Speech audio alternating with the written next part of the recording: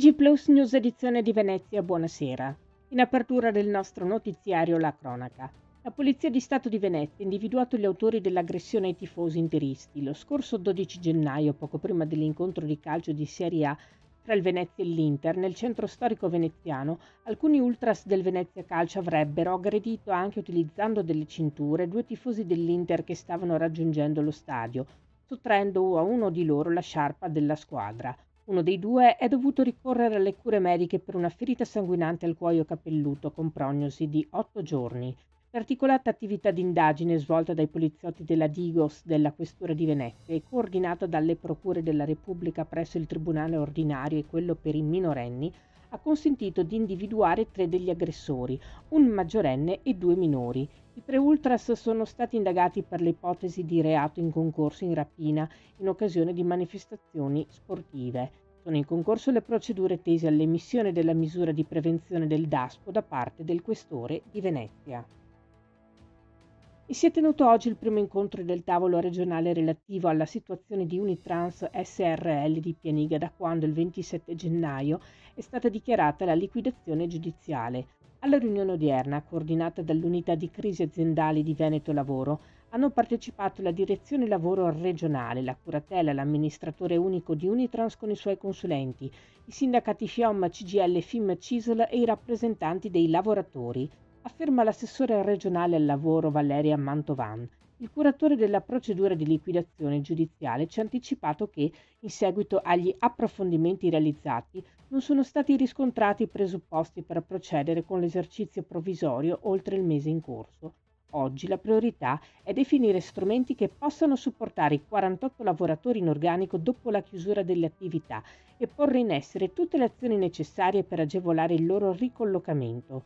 In questa fase, come Regione, affiancheremo la procedura concorsuale e renderemo disponibili per i lavoratori i percorsi regionali di politica attiva del lavoro per la ricollocazione collettiva. Sono stati e saranno aumentati i controlli di Veritas presso i proprietari di appartamenti dati in affitto turistico e, con l'occasione, segnalati quelli che non dovessero risultare regolari. Lo scorso anno gli ispettori ambientali di Veritas hanno effettuato solo a Venezia e Isole oltre 10.000 controlli ed elevato 600 multe, gran parte delle quali a proprietari e gestori di appartamenti turistici e di pubblici esercizi che non rispettano le ordinanze sul conferimento dei rifiuti e li abbandonano in strada o non fanno la raccolta differenziata.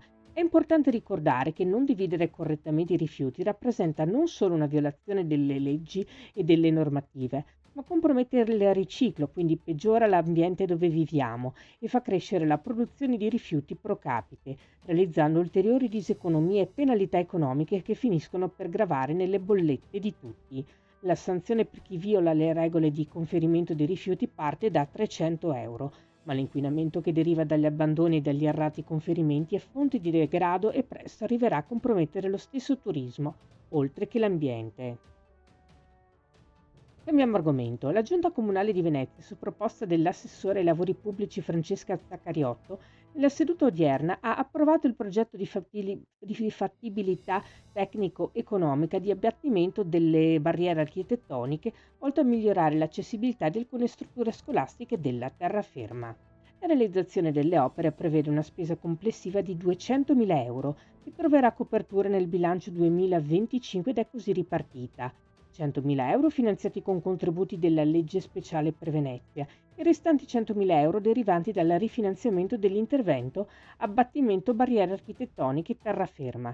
Nello specifico gli interventi riguarderanno i seguenti istituti: Scuola Statale Don Milani, strada Volpi 22 Gazzera, Scuola Primaria Fabio Filzi, strada Volpi 20 Gazzera, Scuola dell'Infanzia 8 Marzo, Viale San Marco 182, Asilo Nido Melogrado, via Selvanese 22 a Chirignago, Zelarino, Asilo Nido Colibrì, via Angelo Scarsellini 38, Marghera. Questa era la nostra ultima notizia. Grazie per averci seguiti. Arrivederci.